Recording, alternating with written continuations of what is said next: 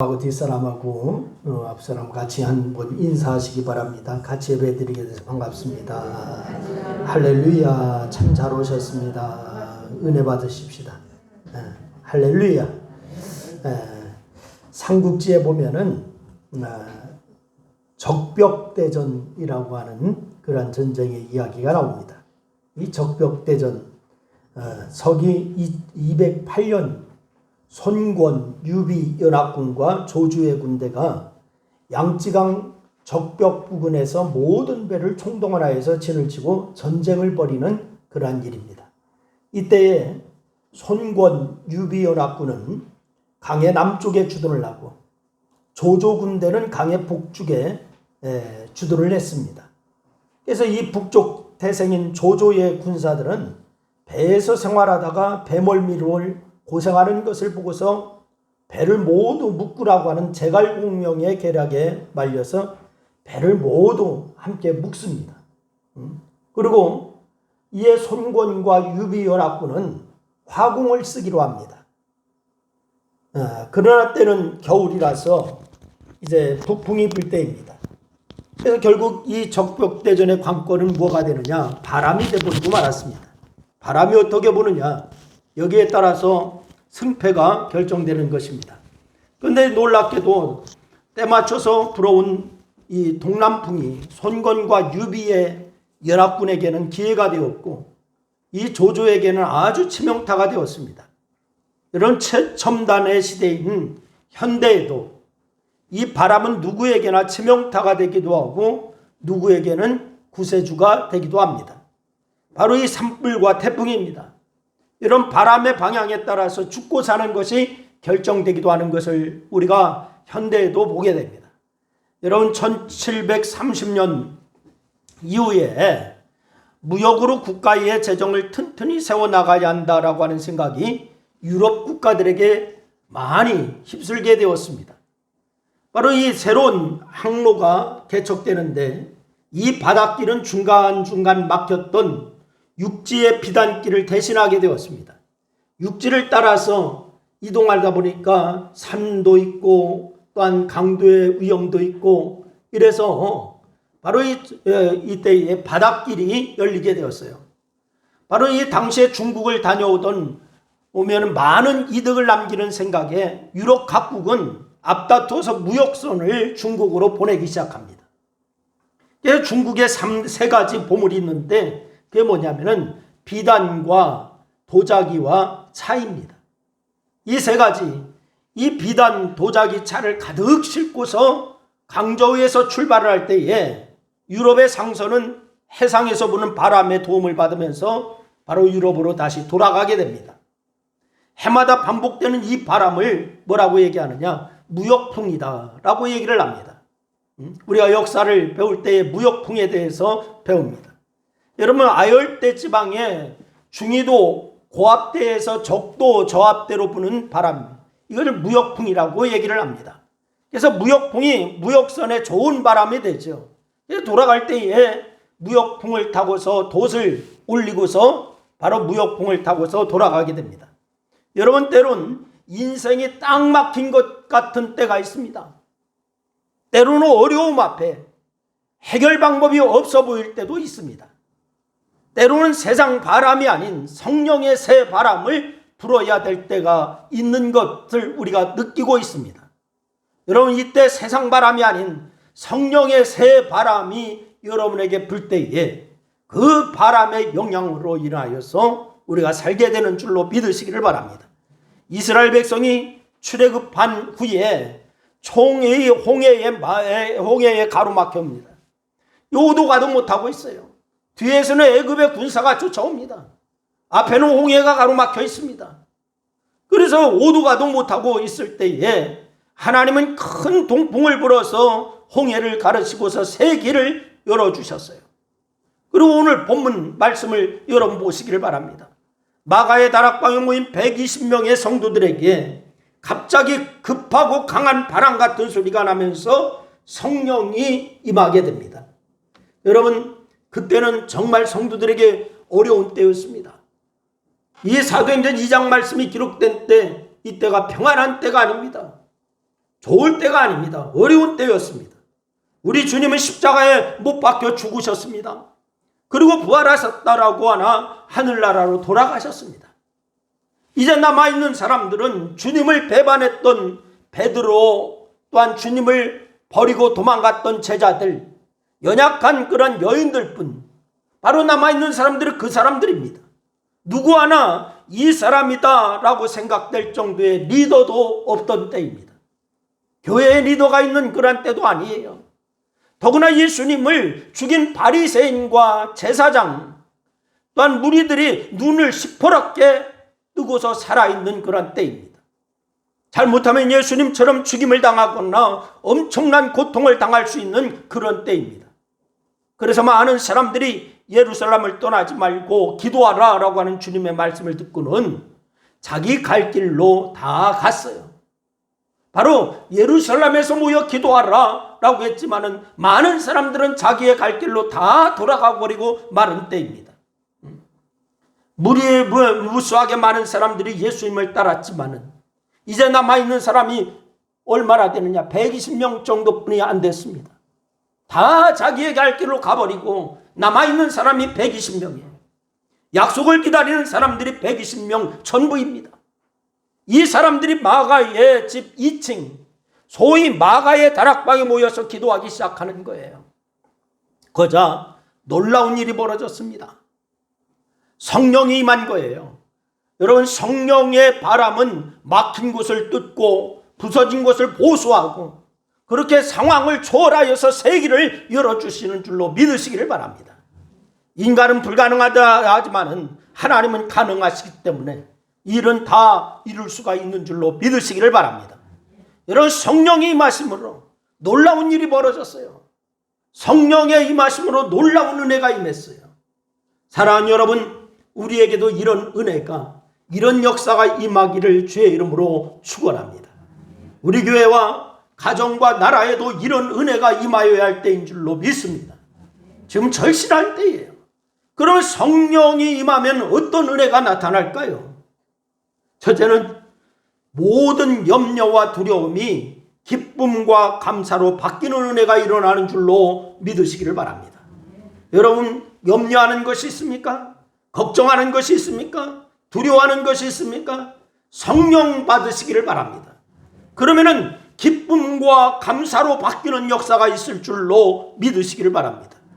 예수님이 십자가에 못 박혀 돌아가신 이후에 제자들의 모습은 한마디로 두려워 떠는 모습이었습니다.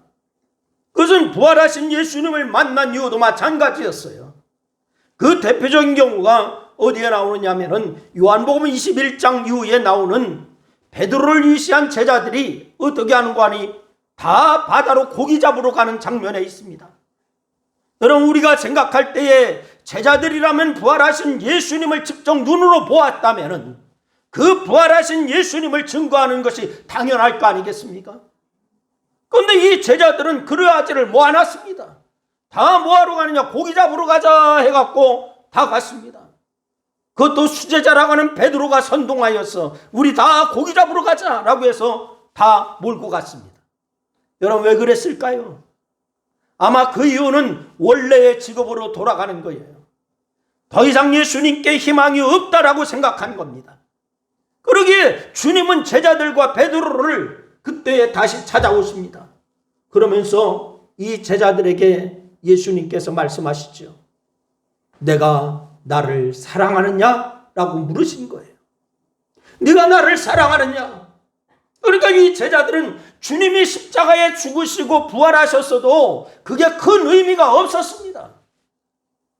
그 증거가 뭐냐? 사도행전 1장 6절 말씀에 제자들의 질문입니다. 예수님이 부활했다고? 그게 우리에게 무슨 의미가 있는데? 이렇게 생각했던 거예요. 여러분, 사도행전 1장 6절 말씀 우리 한번 다 같이 한번 읽겠습니다. 다 같이 읽습니다. 시작. 그들이 모였을 때에 예수께 여쭈어 이르되 주께서 이스라엘 나라를 회복하심이 이때니까 하니. 여전히 제자들의 관심은 뭐냐면은 예수님이 부활하셨다, 하나님 나라를 세워야 된다, 여기에 관심이 있는 게 아니에요.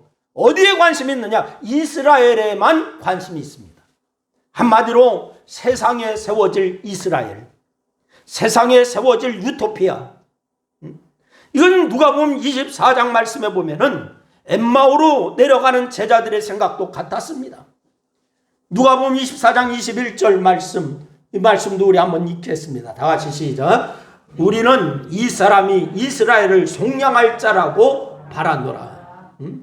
로마의 압제에서 고생하는 이스라엘 해방시켜서 로마를 쳐부수고 이스라엘은 정말로 아름답고 행복한 나라를 만들어 주실 것이다. 이것을 기대했다는 거예요. 그러니까 이 제자들 입장에서는 주님이 부활하셨어도 이스라엘이 로마로부터 독립하여서 이스라엘 왕국이 세워지기 전에는 의미가 없다라고 생각한 겁니다. 아니, 예수님이 부활하셨으면 뭐해? 우리나라가, 이스라엘이 여전히 로마의 압제에 있고 여전히 우리는 고생스럽잖아. 여전히 우리는 두렵잖아. 여전히 우리는 지금 힘들잖아. 이것에 관심 있는 거예요. 여러분, 예수님이 이스라엘 왕국을 세우시고 왕이 되어서 자기들은 그 나라에서 고위직에 오를 생각을 하고만 있었던 겁니다. 그래서 고위직에 올라서 자기들은 정말로 편안한 생활, 이것만 생각하고 있었던 겁니다. 그 증거로 예수님과 함께 있었던 두 제자, 어머니를 앞장 세워서 예수님에게 와서 청탁하는 것을 여러분 잘 기억하지 않습니까? 하나는 우편에, 하나는 좌편에 앉게 해주세요. 그러니까 다른 제자들이 그 말을 듣고 바로 거기에서 바로 데모가 일어났지 않았습니까? 그럼 너희들이 우편 좌편 하면 우리는 뭐냐 해서 거기에 혼란이 일어났습니다. 여러분, 예수님이 이스라엘 왕국을 세우시고 왕이 되어서 자기들의 나라의 고위 관직을 차지하고 자기들의 나라는 정말로 아름다운 나라, 평안한 나라, 세계를 지배하는 나라, 이런 것만 꿈꿨던 거예요. 그러니 예수님 부활하실 것을 그렇게 말씀하셨어도 이건 뒷전입니다. 듣지 않았던 겁니다. 그런데 이런 제자들의 생각을 완전히 뒤엎어버린 사건이 바로 하나 있는데 그것이 뭐냐? 성령이 임한 사건입니다. 무슨 사건이라고요? 성령이 임한 사건. 낙심과 절망이 가득하고 예수님에 대한 기대감이 전혀 없던 제자들에게 어떻게 이런 일이 일어날 수 있었을까? 바로 성령이 임했기 때문입니다. 성령이 임하니까 마음과 생각이 완전히 달라졌습니다. 모든 염려와 두려움이 기쁨과 감사로 바뀌는 은혜가 나타났습니다. 그리고 예수 그리스도를 전하기 시작했습니다. 우리에게도 성령이 충만하게 임하여서 염려와 두려움이 기쁨과 감사로 바뀌는 은혜가 일어나기를 주님의 이름으로 축복합니다. 우리가 여전히 이 제자들처럼 바로 우리의 안일과 우리의 정욕과 모든 것 여기에만 관심을 갖고 있다면 여러분과 제가 성령 받지 아니하고는 하나님을 기쁘게 할 수가 없다라고 하는 사실, 이것을 명심하시기를 바랍니다. 두 번째는 성령이 주시는 은혜는 사람이 바꾸는 은혜, 사람을 바꾸는 은혜입니다. 사람이 바뀌어지는 거예요. 제자들이 성령을 받았습니다. 그랬더니 그들에게 나타난 것이 무엇인가 하면은 방언이 나타났어요. 뭐가 나타났다고요? 방언. 사도행전 2장 4절 말씀해 보니까 이 말씀을 해요. 우리 한번 다 같이 한번 읽습니다. 시작. 그들이 다 성령이 충만함을 받고 성령이 말하게 하심을 따라 다른 언어들로 말하기를 시작하니라. 할렐루야. 물론 그때의 방언은 지금 교회에서 하는 방언과 완전히 다른 방언이에요. 여러분, 그 랄랄랄라 뭐 이렇게 하는 방언, 이걸 얘기하는 게 아닙니다. 당시의 방언은 뭐냐? 성령의 임재를 알리는 사인과 선교를 위한 용도로서의 방언입니다. 여러분, 분명히 제자들은 유대인이 쓰던 아람어를 말했습니다. 그런데 듣는 사람들은 각자 다 자기의 말로 들렸다는 거예요. 아람어로 말했는데 듣는 사람들은 자기들의 언어로 들었다. 사도행전 2장 6절로 8절 말씀 우리 한번 읽어보겠습니다. 다 같이 시작. 이 소리가 나면 큰 무리가 모여 각각 자기의 방언으로 제자들이 말하기를 듣고 소동하여 다 놀라 신기하게 여겨 이르되 보라, 이 말하는 사람들이 다 갈릴리 사람이 아니냐? 우리 각 사람이 난 곳 방언으로 듣게 되는 것이 어찌 됨이냐. 바로 제자들은 아람어로 얘기하고 있는데 듣는 사람들은 다 각기 자기들의 언어로 듣고 있다는 거예요. 9절 이후에 보니까 적어도 10개국 이상의 나라 사람들이 왔습니다. 10개국 이상의 사람들이 와 있어요. 오늘날 따르면 한국 사람, 중국 사람, 미국 사람, 저쪽 브라질 사람, 뭐 이런 사람들이 쭉 모여 있는 거예요. 일본 사람 뭐 이렇게 하면서 10개국 나라 이상의 사람들이 와 모여 있습니다. 그런데 예수 그리스도를 증거하는 그들이 소리가 각각 자기의 나라 말로 들렸다는 거예요. 할렐루야. 요즘은 동시통역기가 있기 때문에 그거 동시통역했겠죠, 이렇게 얘기하는 사람도 있을지 모르겠어요. 현대신학자들. 그러나 그때는 동시통역기도 없었어. 아람어로 얘기하는데 각자 자기의 말로 다 들었더라. 여러분, 이렇게 되자 사람들의 반응이 두 가지였습니다. 하나가 뭐냐, 놀라는 사람들이 있고, 또 하나는 이상하다라고 말하면서 조롱하는 사람이 있었어요. 정말로 놀랍다라고 하는 사람들의 하나의 반응이 있고, 이거 이상하다 하면서 조롱하고 있습니다. 그런데 놀라운 것은 그 다음입니다. 사도행전 2장 37절과 38절 말씀 보니까 이런 말씀을 해요. 우리 한번 같이 읽겠습니다. 다 같이 시작. 그들이 이 말을 듣고 마음에 찔려 베드로와 다른 사도들에게 물어 이르되, 형제들아, 우리가 어찌할꼬 하거늘. 베드로가 이르되, 너희가 회개하여 각각 예수 그리스도의 이름으로 침례를 받고 죄 사함을 받으라. 그리하면 성령의 선물을 받으리니. 할렐루야. 이들이 사도들이 전하는 복음을 듣고 회개한 거예요. 뭐 했다고요? 회개했다는 거예요. 그 가운데는 예수님을 십자가에 못 박으라고 외친 사람도 있을 거예요. 놓아줄 사람은 바라바다, 예수를 십자가에 못 박으라 하면서 외쳤던 사람도 있었을 거예요.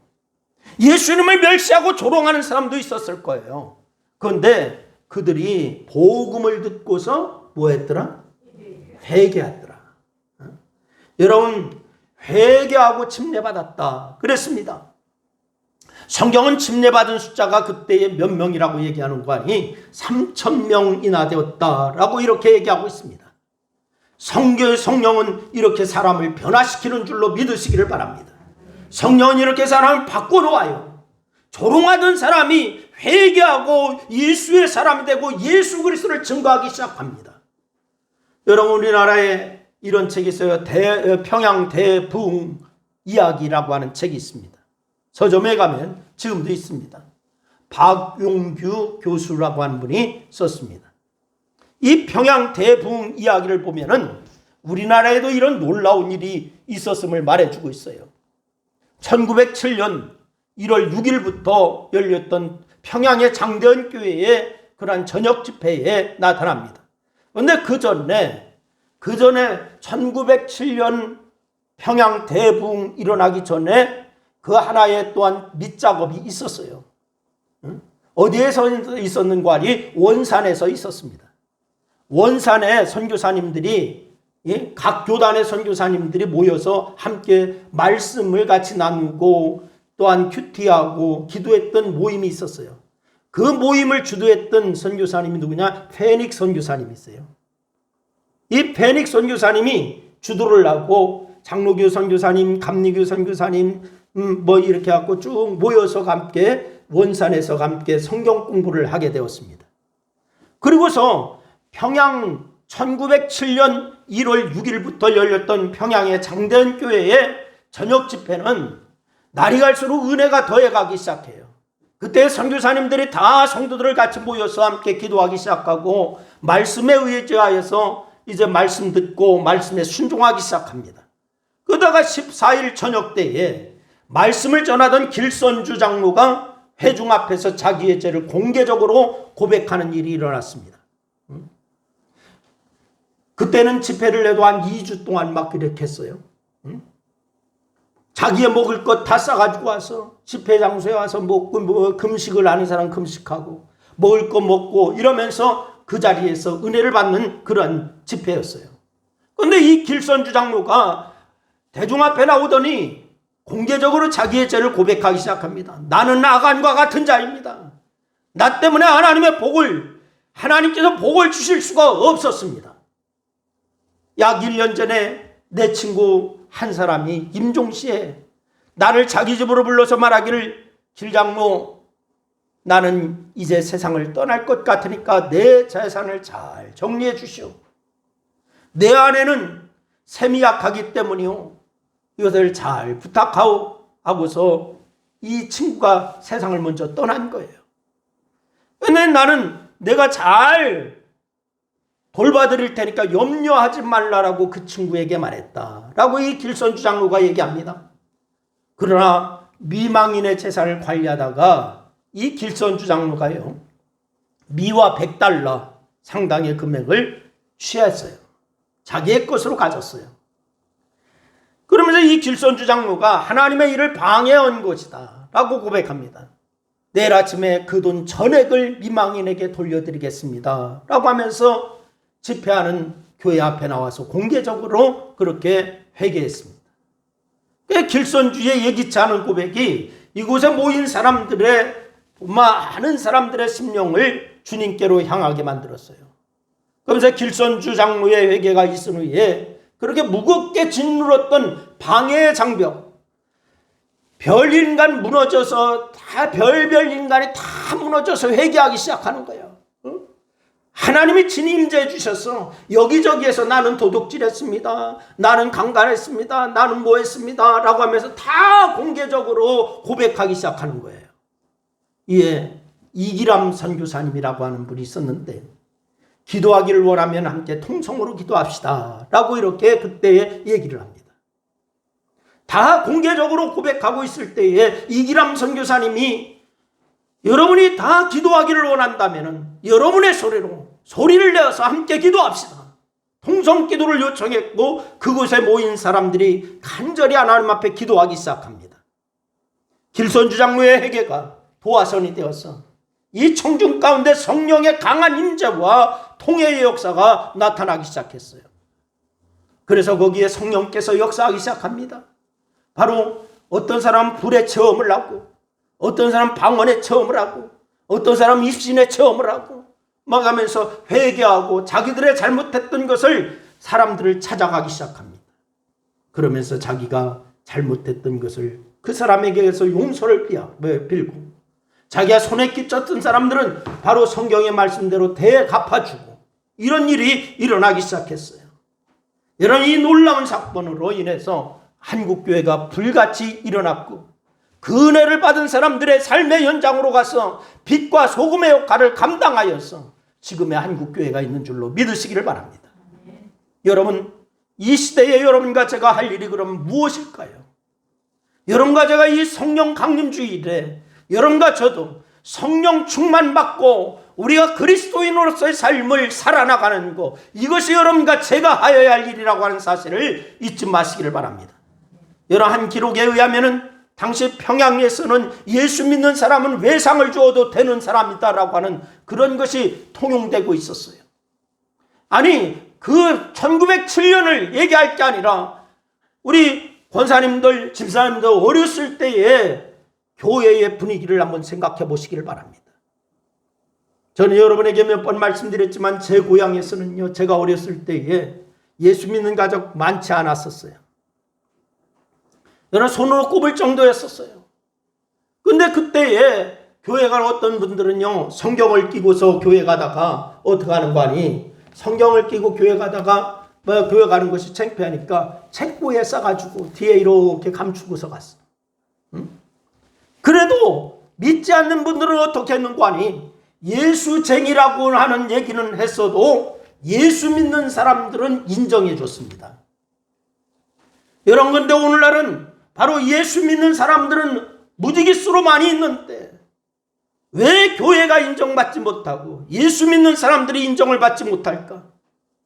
성령님에게 순종하지 않기 때문에 그렇습니다. 여러분, 평양에서 그 당시에 예수 믿는 사람은 외상을 주어도 되는 사람이다 라고 얘기했는데, 여러분, 그러니 성령의 은혜는 이렇게 사람을 바꾸는 애가 있는 거예요. 그래서 성령을 받은 사람은 반드시 달라져야 하고, 주님 안에서 달라진 사람은 성령의 은혜를 입은 사람인 줄로 믿으시기를 바랍니다. 이 시간에 여러분 자신을 되돌아볼 수 있기를 바랍니다.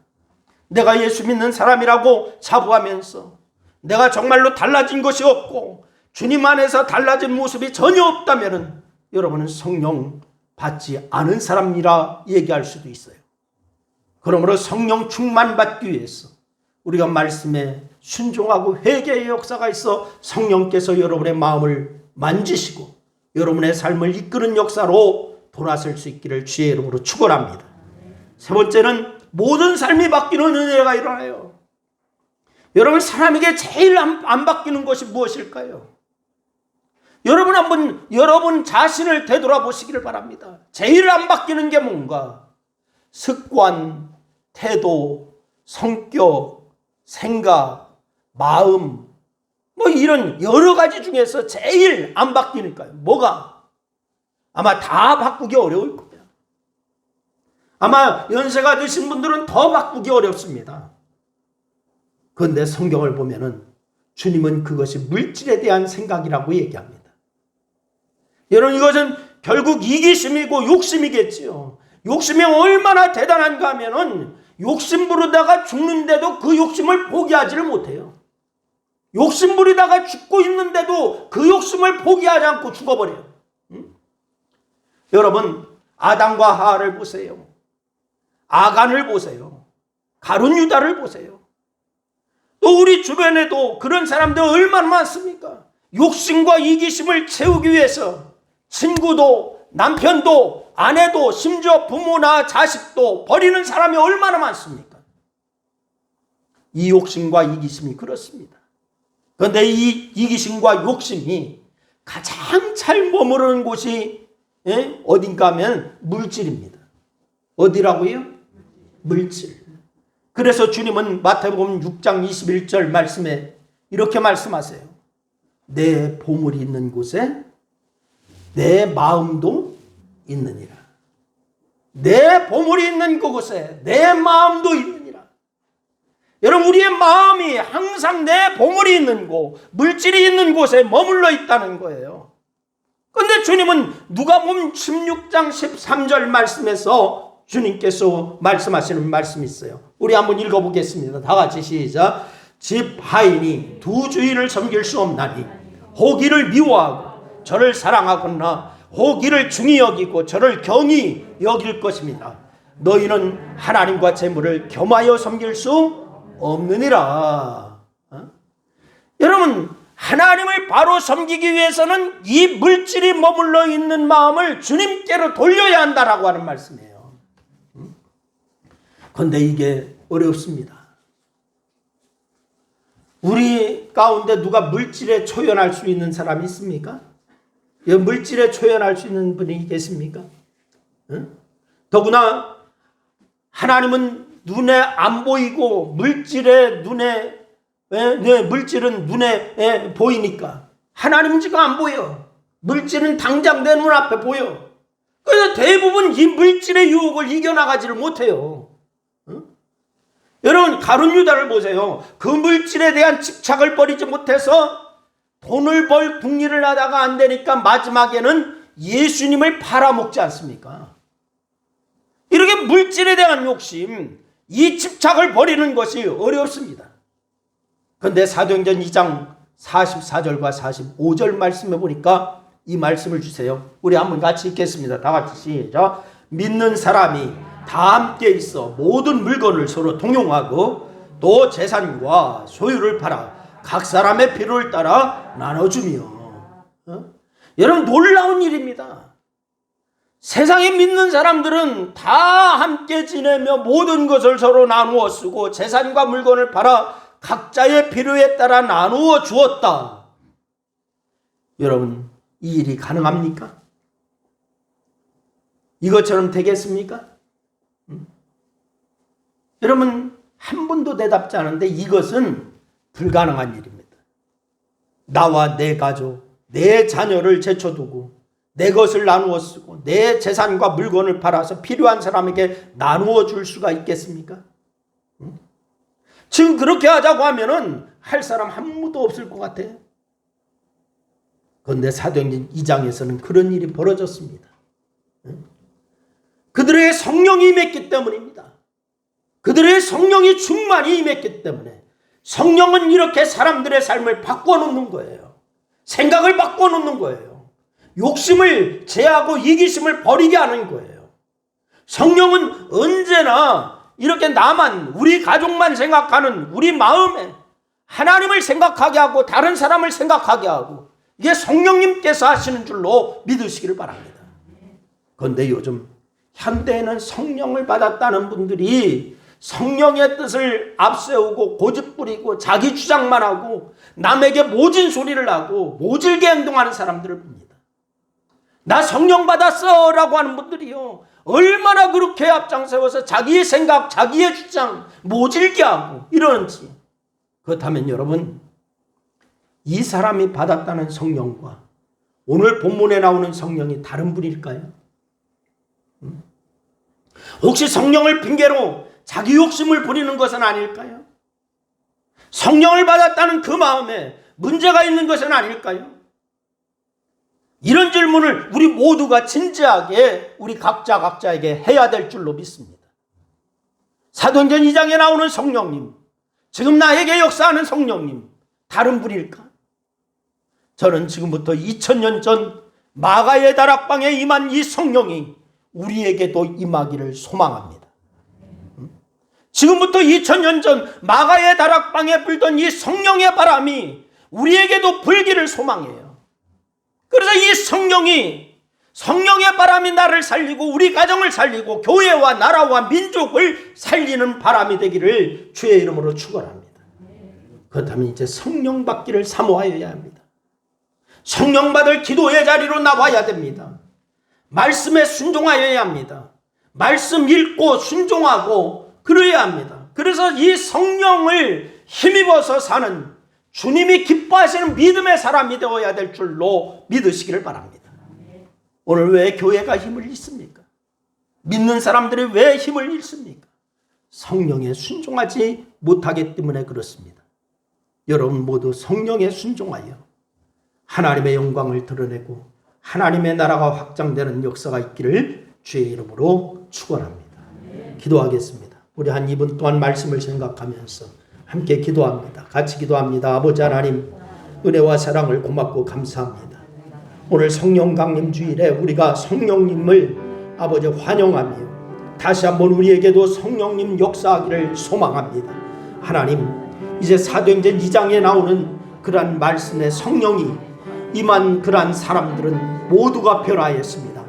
하나님 앞에 순종하였습니다. 그러나 우리는 아버지 하나님 앞에 순종하기를 꺼려할 때가 얼마나 많은지, 우리의 욕심과 우리의 정욕이 앞장세워서 아버지 하나님 앞에 순종하지 않고 달려갈 때가 얼마나 많은지 아버지 하나님 회개합니다. 이제 아버지 하나님의 성령 충만받아 하나님의 사람으로 거듭나 하나님의 영광을 드러내는 그러한 역사가 있게 하여 주시기를 원합니다. 아버지 하나님, 오늘 이 시간도 주께서 역사하여 주셔서 감사합니다. 우리로 하여금 성령 충만한 성령님의 사로잡혀 순종하는 그러한 그리스도인의 모습을 갖출 수 있도록 인도하여 주시옵소서. 이 시간도 주께서 영광 받으시고 함께 하심을 감사합니다. 영광을 거두어 주옵소서. 예수님의 이름으로 기도드리옵나이다. 아멘. 아멘. 할렐루야. 오늘 성령 강림 주일에 예배하는 여러분 모두에게 하나님의 축복이 함께하기를 주의 이름으로 축원합니다. 오늘 코로나 시기에 여러분 더 이제 방역 준수를 철저히 해야 합니다. 그리고 오늘 참여하지 못한 분들, 가정에서 예배하는 분들 모두도 우리가 정말로 하나님 앞에 부끄럽지 않고 나라와 민족과 많은 사람들에게도 덕을 쌓는 그리스도인의 모습이 있기를 주의 이름으로 축원합니다. 나라와 민족을 위해서 기도할 수 있기를 바라고, 단톡방 기도에 여러분 꼭 성경 읽고 기도하고 하루 1,000원 헌금하고 이래서 선교헌금으로 드릴 수 있기를 바랍니다. 5분 성경, 5분 기도 1,000원 헌금 꼭 동참하세요. 있다 보면은 5분이 50분도 되고 5시간도 돼. 꼭 성경을 읽으시기 바랍니다. 아멘. 우리 목사님들 몇 분이 요즘 계속 단톡방 기도를 계속 합니다. 그런데 5분 성경 읽고 5분 기도 이걸로 시작했어요. 근데 지금 바로 성경 읽는 재미가 얼마나 좋은지요.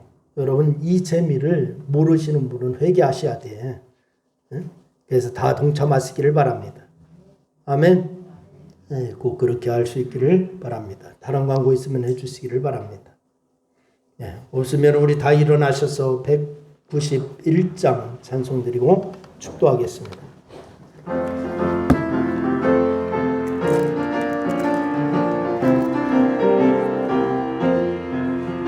내가 매일 기쁘게 술래길 행함은 주의 팔이 나를 안보함이요 내가 주의 큰 복을 받는 참된 비결은 주의 영이 함께하리라.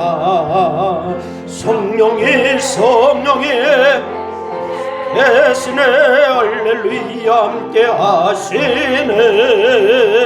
좁은 길을 걸으며 밤낮 기뻐하는 도 주의 영이 함께함이라.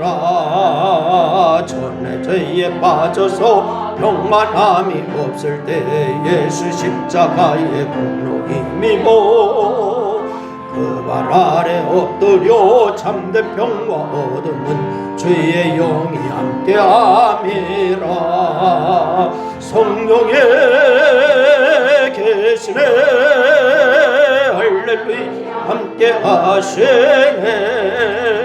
좁은 길을 걸으며 밤낮 기뻐하는 곳 주의 영이 함께함이라. 나와 동행하시고 모든 염려하시니 나는 숲의 새와 같이 기쁘다. 내가 기쁜 마음으로 주의 뜻을 행함은 주의 영이 함께함이라. 성령에 계시네 할렐루야 함께하시네. 좁은 길을 걸으며 밤낮 기뻐하는 곳 주의 영이 함께함이라. 세상 모든 욕망과 나의 모든 정욕은 십자가에 이미 못을 박았네. 모든 다 지나고 벗으니 주의 영이 함께함이라. 성령에 계시네 할렐루야 함께하시네. 좁은 길을 걸으며 밤낮 기뻐하는 곳 주의 영이 함께함이라. 아멘.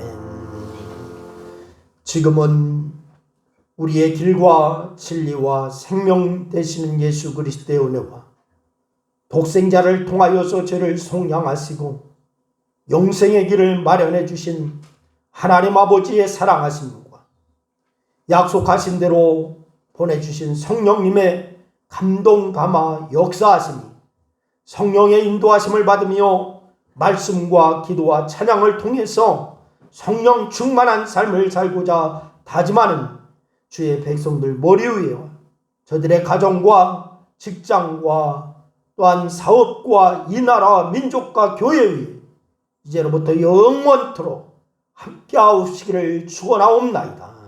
아멘.